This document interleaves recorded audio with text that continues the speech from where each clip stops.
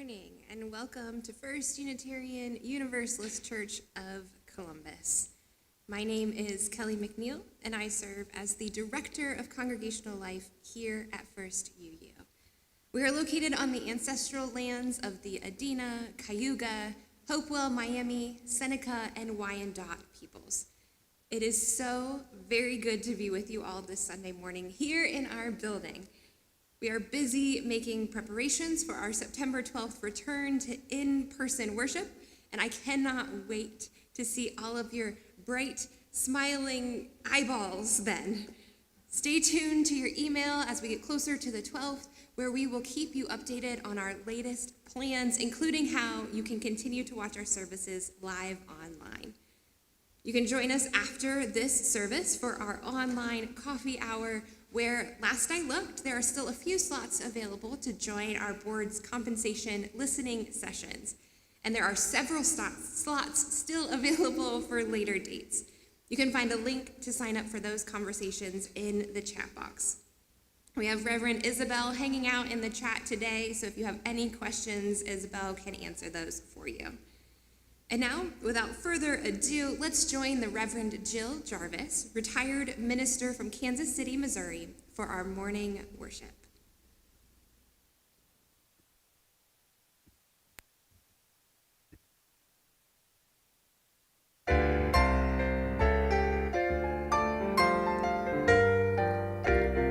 Welcome to the Unitarian Universalist Midwest Prairie Summer Service Co-op for 2021.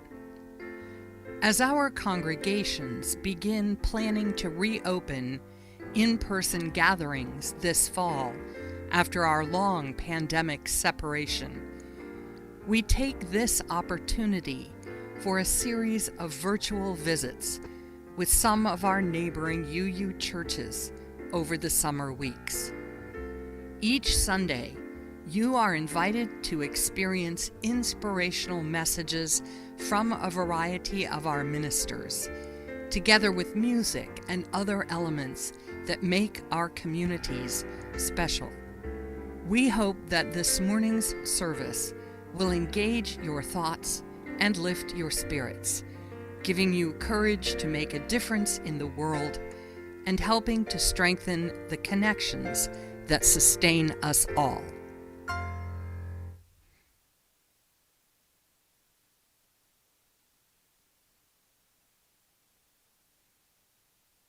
Good morning.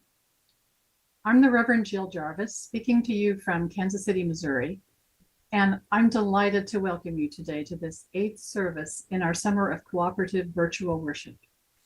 I'm joined today by my colleague, the Reverend Diane Miller, in Salina, Kansas.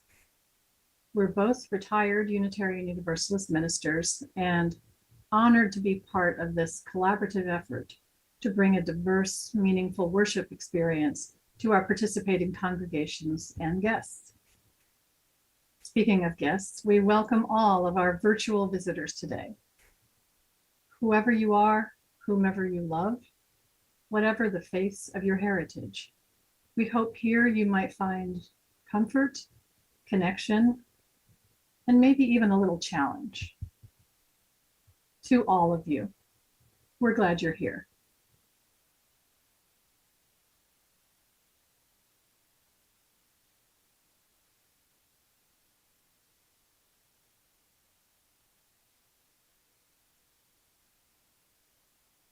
For each child that's born, a morning star rises and sings to the universe who we are. For each child that's born, a morning star rises and sings to the universe who we are. Oh, for each child that's born, a morning star rises and sings to the universe who we are. Oh, for each child that's born, a morning star rises and sings to the universe who we are.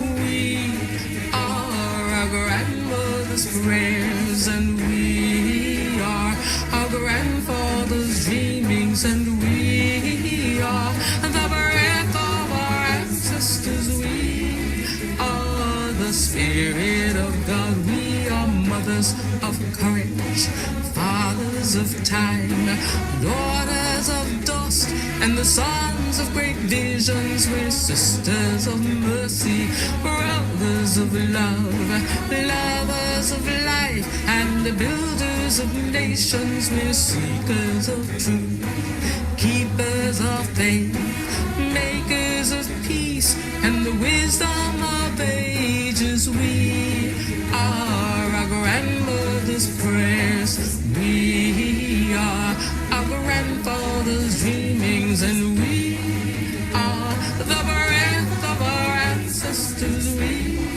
are the Spirit of God. We are mothers of courage, fathers of time, daughters of dust, and the sons of great visions. We're sisters of mercy, brothers of love, lovers of life, and the builders of nations. We're seekers of truth and keepers of faith.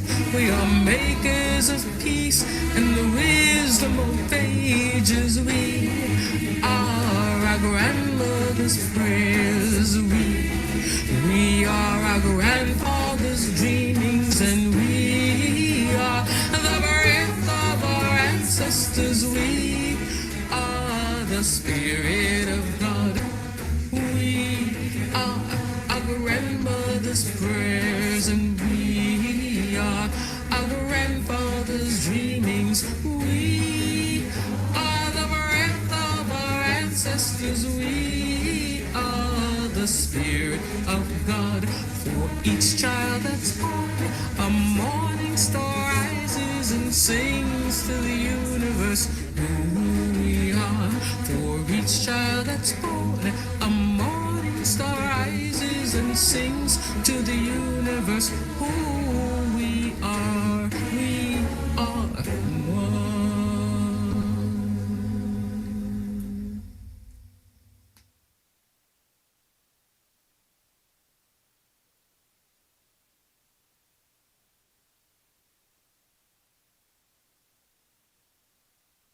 Life comes for us in 1,000 different ways, undoes plans and upends traditions, knocks down the doors of our defense.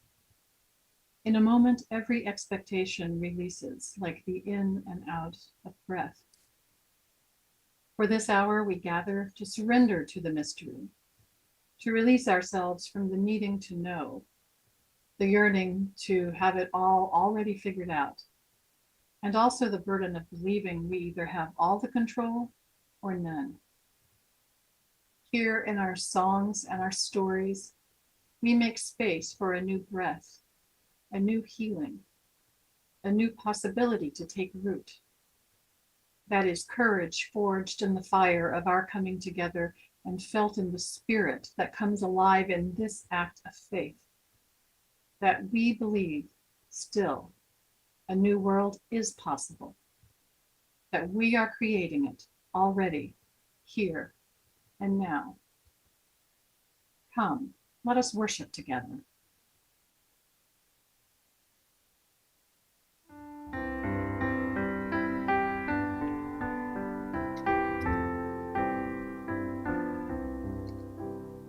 We are gathered in the Spirit, our bodies are apart, filled with joy and touched with wonder, separate hands but mingled hearts, giving thanks and singing praises for the love that calls us on from our many different places. We are gathered into one.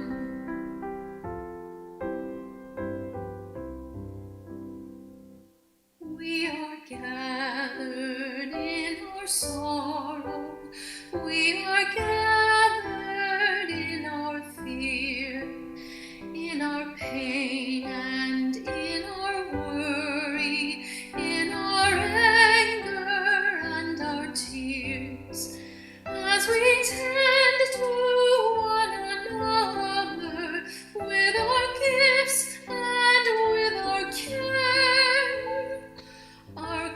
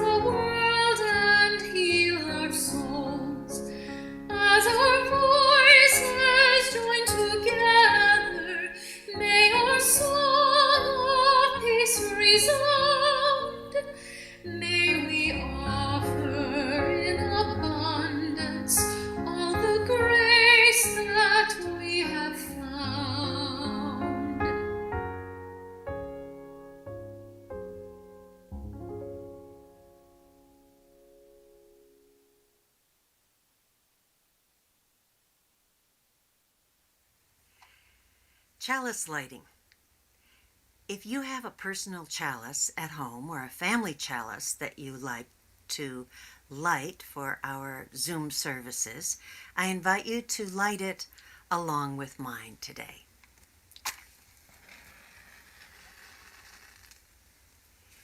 Today I light a chalice for the first time with my left hand. It's a bit awkward because I'm not a lefty, I'm a righty.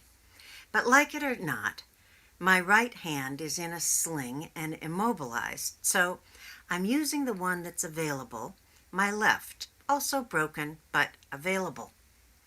So many things during the pandemic are awkward and unfamiliar. We are forced to learn new ways of doing things. So much is broken and in need of mending and healing. So much is in need of patience and rebuilding. So much we need to recreate in new ways of being together as congregations. May the kindling of this chalice light the ways forward that we will discover.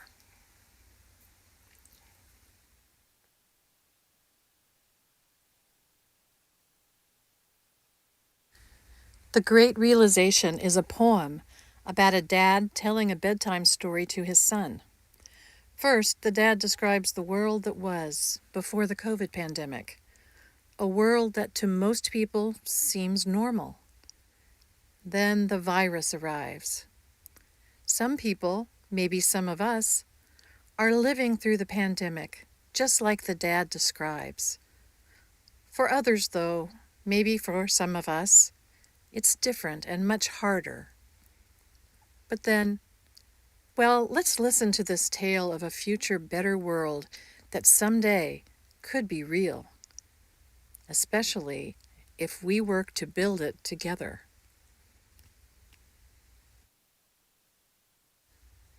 Tell me the one about the virus again, then I'll go to bed. But my boy, you're growing weary, sleepy thoughts about your head. Please, that one's my favorite. I promise, just once more. Take me back to 2020. That's all I'm asking for. Okay, snuggle down, my boy, though I know you know full well. The story starts before then, in a world I once would dwell. It was a world of waste and wonder, of poverty and plenty, back before we understood why hindsight's 2020. You see, the people came up with companies to trade across all lands, but they swelled and got much bigger than we ever could have planned. We'd always had our wants, but now it got so quick, you could have anything you dreamed of in a day, and with a click.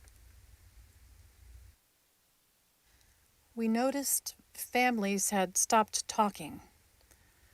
That's not to say they never spoke,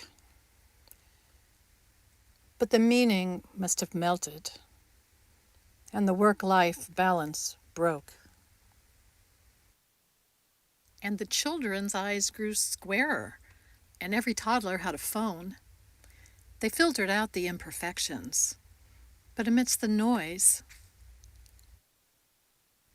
they felt alone. Every day the skies grew thicker till you couldn't see the stars. So we flew in planes to find them, while down below we filled our cars. We'd drive around all day in circles. We'd forgotten how to run. We swapped the grass for tarmac, shrunk the parks till there were none. We filled the sea with plastic, 'cause our waste was never capped, until each day when you went fishing, you'd pull them out, already wrapped. And while we drank and smoked and gambled, our leaders taught us why it's best to not upset the lobbies, more convenient to die. But then in 2020, a new virus came our way. The governments reacted, told us all to hide away. But while we all were hidden, amidst the fear and all the while, we dusted off our instincts. We remembered how to smile. We started clapping to say thank you and calling up our moms. And while the car keys gathered dust, we'd look forward to our runs. And with the skies less full of voyagers, the earth began to breathe. And the beaches bore new wildlife that scuttled off into the seas. Some people started dancing, some were singing, some were baking. We'd grown so used to bad news, but there was good news in the making. Old habits became extinct, and they made way for the new. And every simple act of kindness was now given its due. And so when we found the cure, and were allowed to go outside, we all preferred the world we found to the one we'd left behind. But why did it take a virus to bring the people back together? Well, sometimes you get sick, my boy, before you start feeling better. So lie down now and dream of tomorrow and all the things that we can do. And who knows? If you dream hard enough, maybe some of them will come true. We now call it the Great Realization. And yes, since then there have been many. But that's the story of how it started. And why hindsight's 2020.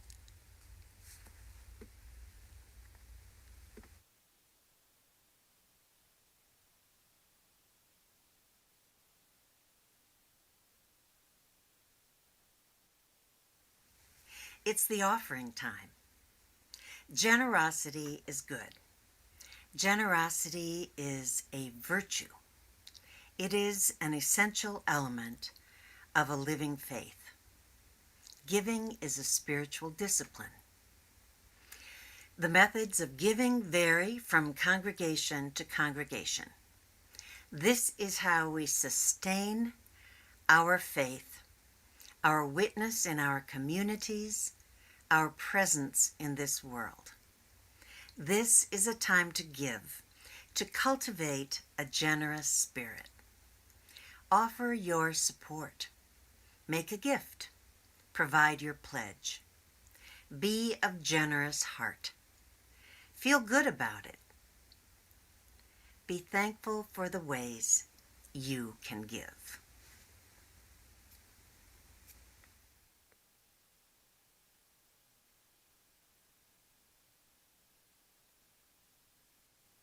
We are building a new way. We are building a new way. We are building a new way, feeling stronger every day. We are building a new way. We can feed our every need. Every need. We can feed our every need. Every need. We can feed our every need. Start with love, that is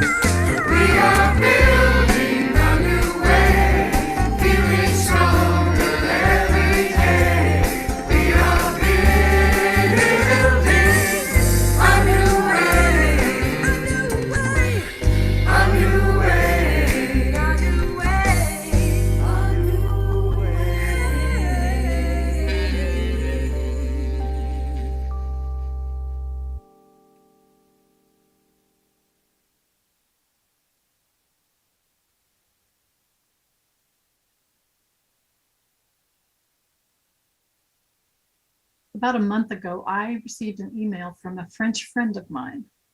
She'd attached an article from the latest issue of the Popular magazine.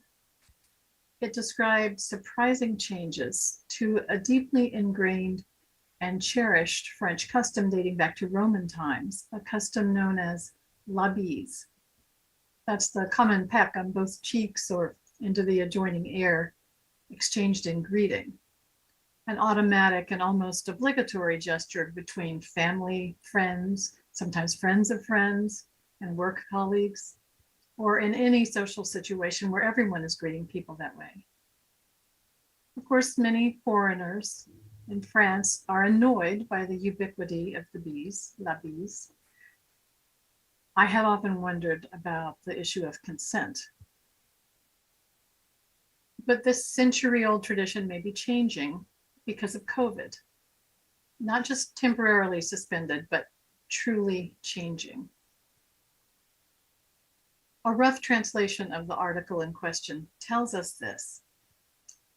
Whenever she sees her close friends, Aude doesn't think twice about it. She delivers 2 pecks on their cheeks. The question, she says, is whether to do la bise with someone when you don't feel like it. It's great now because we're able to hide behind the COVID guidelines, being able to choose. Others, like Frank, see it as a means for people to reconnect with their friends and family after a long period of distancing. He says, once vaccinated, you're a little less careful about the safety measures. You give yourself permission, but now only with people close to you. Pauline works as a marketing director. Among her colleagues, they've adopted new habits. The elbow bump, the wave from a distance, we don't worry about la bise anymore. I don't think that's going to change. What strikes me most about this development is not only how easily people can adapt when they're forced to fundamentally change a thoroughly ingrained tradition, but also that at least some French people, notably younger people, were already uncomfortable with that tradition, but didn't imagine it could change, let alone that they themselves might start to change it. Maybe you can see an analogy to what our congregations have experienced in the last year and a half. Forced into new realities we never could have imagined in our wildest dreams. Finding the capabilities, individually and collaboratively, to accomplish things we frankly wouldn't have imagined because some of those new ways of being we wouldn't have even wanted. All virtual worship, annual meetings, General Assembly, Zoom choirs, drive-by flower communion. And here we are. I would like to say, I was planning to say, here we are getting ready to emerge into a new normal. Looking forward to the comfort and familiarity of returning to ways of doing church that we've longed for. And what will that look like? But I can't say that, as it turns out. In fact, most of us right now don't really know what we can say about, in the words of our overarching theme chosen last May, opening up. I don't know about you, but I'm feeling like Charlie Brown in the Peanuts cartoon, with normalcy being the football and the universe being Lucy, having finally convinced me yet again to believe that the end of the pandemic is in sight. Then as I move forward to embrace that reality, snatching it away at the last minute.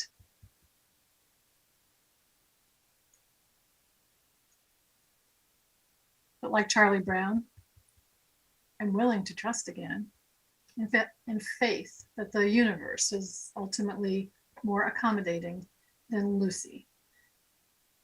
I truly believe that one of these days we will be safely together again in physical space, that it will probably look different than what we remembered and we're hoping to recreate. But I don't know what that new way of doing church will look like. Living into our missions and answering our calls. None of us knows that.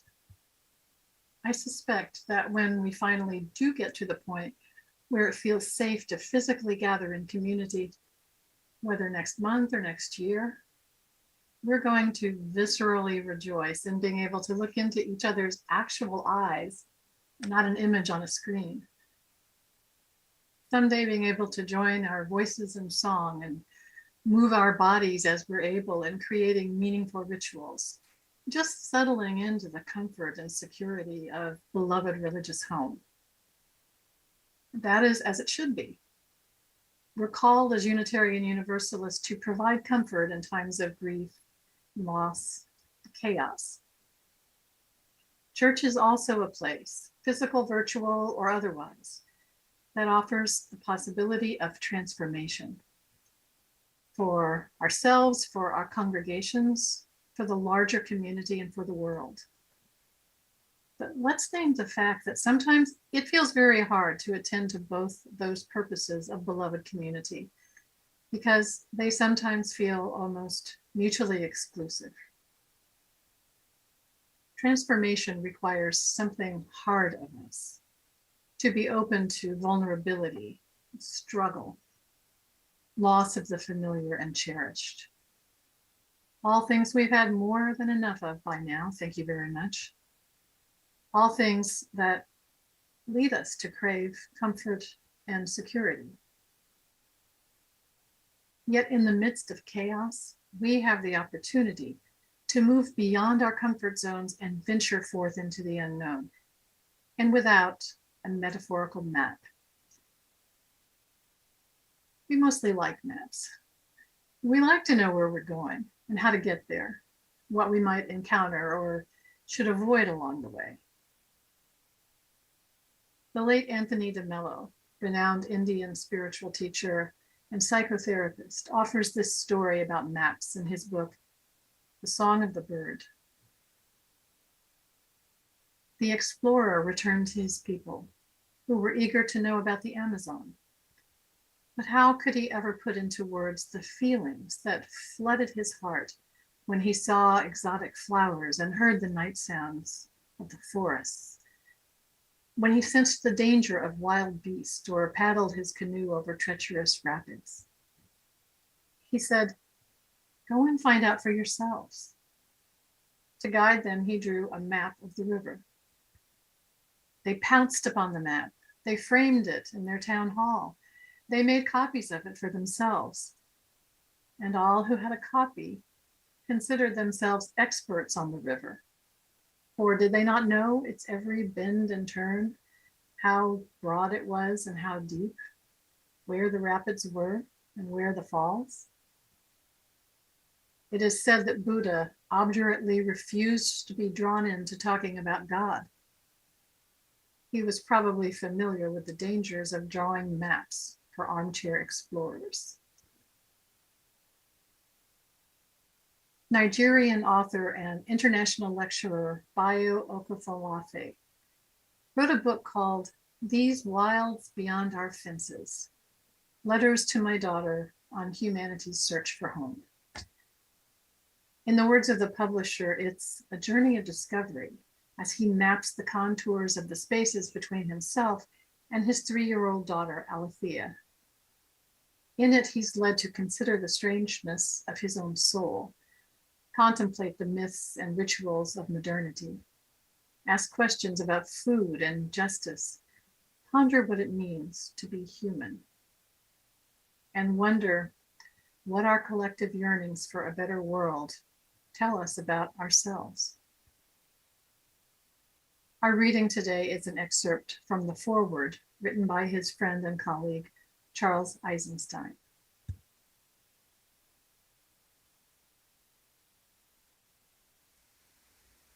The reading. Dear Althea, I met your father when he was a young man, still searching for a proper channel for his ambition. This, more than our intellectual resonance, is what called us into friendship. You see, our generation faced a quandary. Full of youthful ambition, we had awakened to the wrongness of every ready-made goal that society offered as a way to express that ambition. First, we rejected the most obvious conventional goals of money and power, seeking outlet instead in academia, NGOs, science, or any other realm we imagined to be untainted. But as our understanding grew, we realized that every institution was part of the same world-dominating, world-destroying complex. There was nowhere for us to go. With nowhere to go, perhaps we could find our own way. Perhaps we could channel our ambition into revolution or into, quote, building the alternatives, unquote. Yet when we tried that, we discovered the same familiar ways of thinking, scaffolding our dissident organizations and our alternative programs. It wasn't just that society offered us the wrong map. It was the whole formula for making and following a map that was wrong. The very recipe for change-making was part of what needed to change. Smart guys in a room coming up with a brilliant idea, a plan, a blueprint, and then convincing the public and especially the elites to enact a change. What does ambition do when it lacks a destination, an aspiration? It turns toward adventure, a foray into the unknown. It would be inaccurate to say that an adventure has no purpose or a wandering no outcome. It's just that the purpose is never, in the end, what we thought it was. On the contrary, it is something that was unknowable, residing as it did in the wilds beyond our fences. There are no beginnings that appear unperturbed, pristine, without hauntings. And there are no endings that are devoid of traces of the new, spontaneous departures from disclosure and simmering events that are yet to happen. The middle isn't the space between things. It is the world in its ongoing practices of worlding itself. We are always in the middle. A will stronger than our own sends us on these journeys.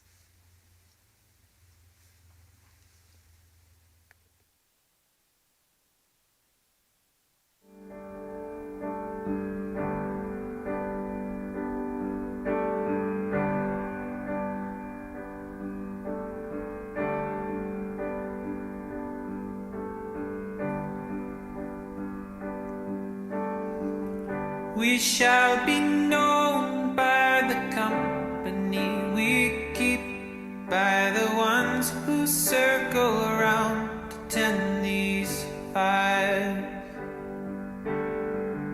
We shall be known by the ones who sow and reap the seeds of change a life from deep within the earth.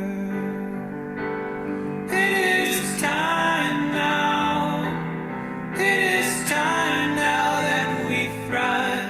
It is time we lead ourselves into the well. It is time now, and what a time to be alive. In this great turning we shall learn to lead in love. In this great turning we shall learn to lead in love. We shall be known by the company we keep, by the ones who circle around to tend these fires. We shall be known by the ones who sow and reap the seeds of change alive from deep within the earth. It is time now. It is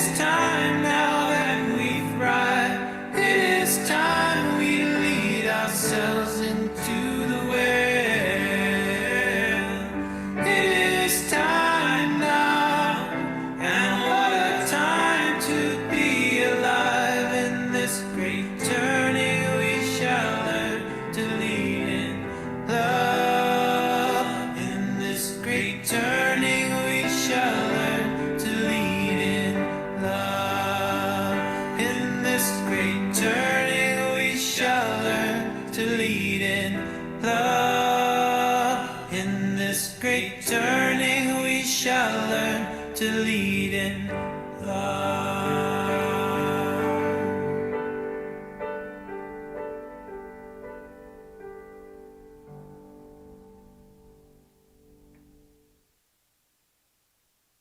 This is the time of a great turning, this unexpected, unsolicited, unwanted opportunity for profound change.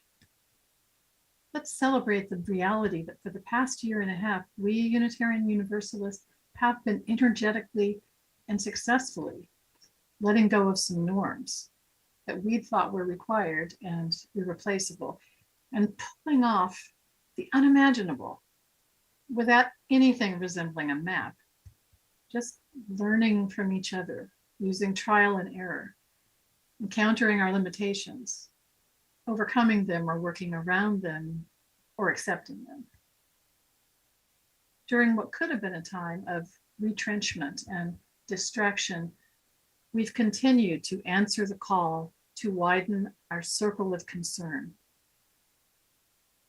2 months ago at UUA General Assembly, we voted overwhelmingly, 91% in favor, to include a very clear statement in our bylaws affirming that accountable, systemic, anti-racist and anti-oppressive actions to build beloved community are part of what it means to be a Unitarian Universalist.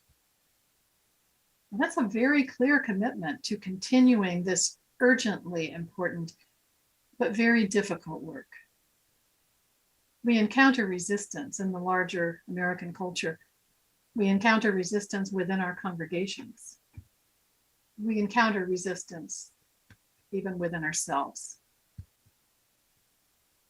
But it is time now, when so much is still in flux, when we've been pushed beyond some of our traditional boundaries, it is time, now that we have the inner strength of our own experience showing us that when we have to, we are able to show up together and do hard things.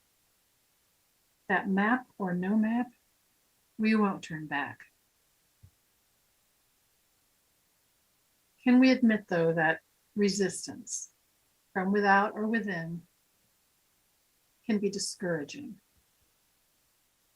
Well, I'd like to offer you a lens through which we might observe this adventure we're on. You might be familiar with Parker Palmer, the American author, educator, and activist for spiritual and social change. Palmer has observed patterns in the ways that movements for change unfold, and he has something important to say about resistance. That resistance is not a checkmate. In fact, Parker says resistance is the place where things begin. A movement's evolution unfolds in 4 sequential steps, which Parker describes as follows. See if any of these patterns resonate with your experience. Step 1 is when an individual begins to feel a cognitive dissonance between their own values or experience and the culture of their movement or organization.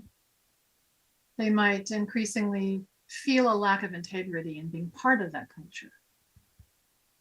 But they believe they're alone in these feelings, so they don't say anything. It feels unsafe to speak their truth. Step 2 is when the individual feels so uncomfortable, they finally do speak up and find they're not alone after all. Indeed, there have been others all along who share the discomfort with the supposedly cherished status quo. It's a little like the French and La Bise. Once some of these emerging dissidents discover each other, they begin to share mutual support and encouragement. Eventually, they move on to step 3. Empowered by this new awareness of a supportive dissident community within the larger one, the newly minted activists go public with their convictions. They share their concerns within the wider communal discourse, where they can be heard and responded to, where they can educate, be questioned and challenged, where they can raise awareness, where they can have influence. And so the evolving movement arrives at the 4th step. Alternative rewards emerge to sustain the new vision. The activists start to feel empowered by that vision as it becomes established. They find ways to create new, exciting opportunities to build a community that truly reflects their deepest values. And resistance is an inherent part of the evolution of a movement for change every step of the way. Parker reminds us that at any given time, individuals will find themselves at different stages of the emerging movement. Some are continuing to take comfort in the old ways and are trying to avoid dissension and division. Some are finally beginning to acknowledge, even to themselves, their own discomfort with the status quo. Some are just discovering they have allies. Some are actively going public to raise a larger awareness and inviting discussion or even debate. And some are creating ways for diverse individuals to participate in the joys and satisfactions offered by an emerging transformative and liberatory movement. And that fourth step, by the way, that is not the end. The goal is that this new movement circles back to intersect with the culture or the institution from which it emerged. Because movements have to keep moving. A movement that stops out of complacency, self-satisfaction, or in response to resistance will die. Maybe you recognized in Parker Palmer's observations what is happening within Unitarian Universalism as we explore, sometimes painfully, sometimes joyfully, these wilds beyond our fences.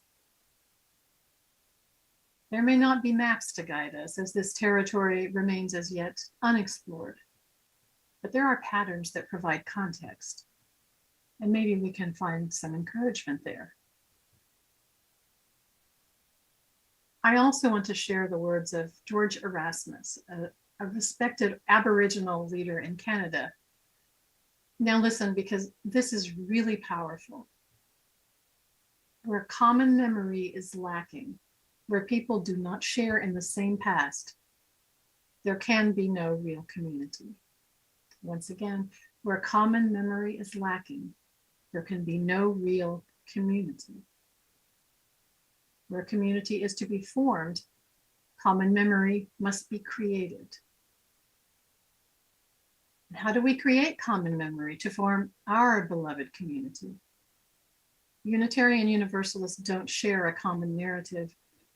Institutionally, we reflect the predominant culture that birthed us, and that narrative is steeped in white supremacy culture, colonialism, patriarchy, exceptionalism.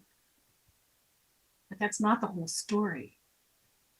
If we hope to create an inclusive common memory, if we're committed to widening our circle of concern, then those whose narrative has long been considered foundational, the norm, have a very uncomfortable and difficult task in front of them, in front of us, as I recognize myself among them.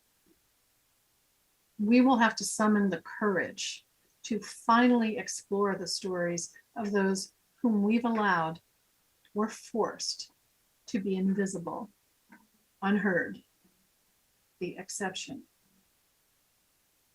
And then to integrate those stories as an equally part of a shared past, the common memory of a transformed, beloved community. It is new, unexplored territory, and so there are no maps to follow. Vulnerability, trust, courage, and faith are required. We may not have a complete vision of a larger, radically inclusive, life-affirming, paradigm-shattering, beloved community of common memory. But we already know what will, what must lie at its heart. There must be freedom. There must be justice. There must be compassion. And I'm pretty sure there must be singing. Will you join me?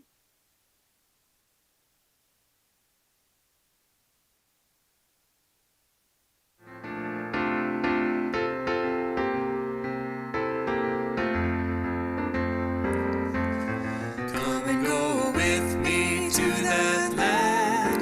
Come and go with me to that land. Come and go with me to that land where I'm bound, where I'm bound.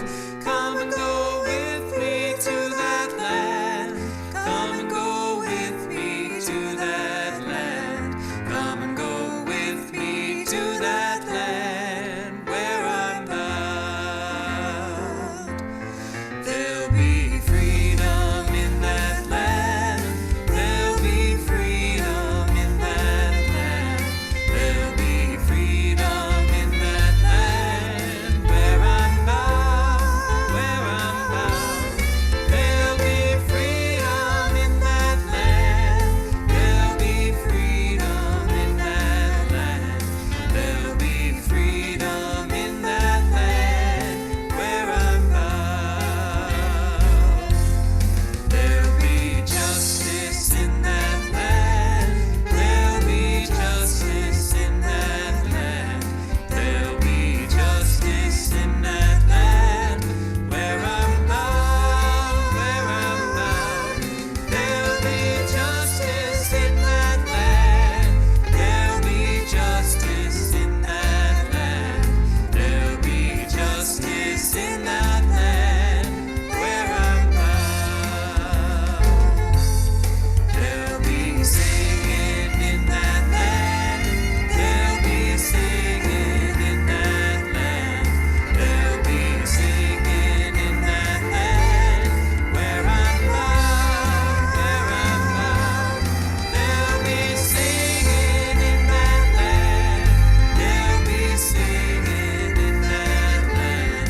There'll be singing in that land where I'm bound.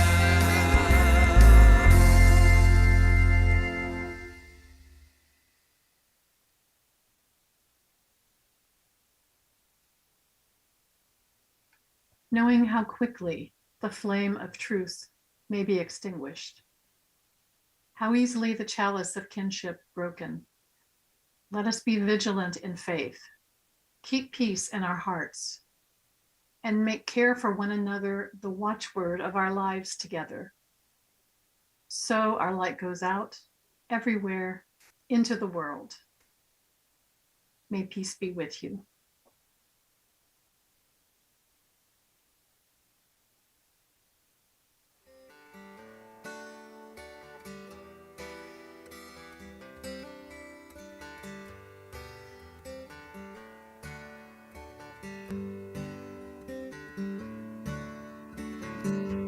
Time you ever knew, the only thing that you could do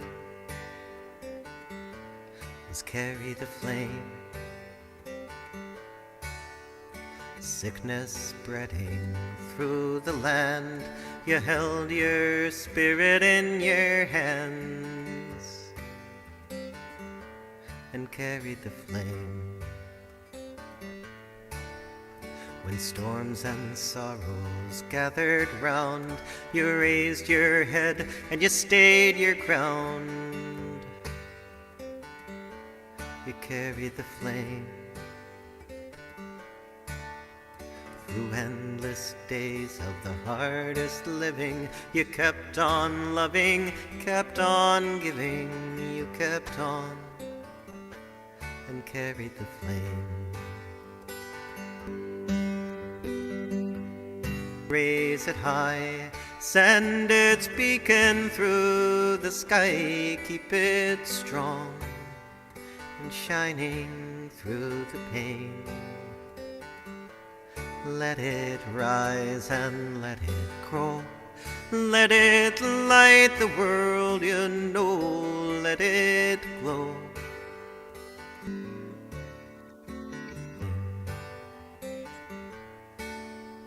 And when the day is done at last, we take on the spark you've passed carry the flame. From hand to hand we send it on, the kindling hope of a rising dawn in a song. Carry the flame, carry the flame, raise it high, send its beacon through the sky, keep it strong and shining through the pain. Let it rise and let it grow, let it light the world, you know, let it glow. Carry the flame. We are nurses, doctors, teachers, we are children, parents, preachers, and we all carry the flame. We are scientists and cargo packers, farmers, singers, grocery stackers, young and old. We carry the flame, carry the flame, raise it high, send its beacon through the sky, keep it strong, shining through the pain. Let it rise and let it grow, let it light the world, you know, let it glow. Carry the flame, let it glow. Carry the flame.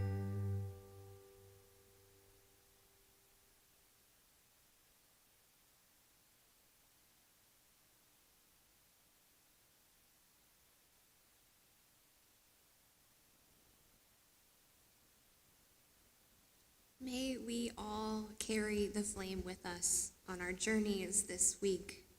Thank you all for joining us either virtually or here in person as we celebrate joining other UU congregations throughout the country during the summer. A few last announcements that I would like to share before we go on to coffee hour. Our Share the Plate recipient for July and August is the Fund for Immigration Legal Assistance. FILA is a fund of First UU that was established in 2018 to provide direct assistance with immigration case expenses to residents of Central Ohio. Preference is given to parents of underage children and young people within the DACA age guidelines. Your gifts extend this community support while continuing our beloved programs. This year, we hope to fund the equivalent of DACA renewal fees for 4 young people in Central Ohio, and the cost for one DACA renewal is $495. Your generous contributions will be much appreciated. Thank you for your generosity, and thank you for joining us this Sunday morning. Today's coffee hour host is Julie Pensino, a member of our Board of Trustees, and Jan Phillips is leading our compensation listening session. So I hope to see you all soon at coffee hour.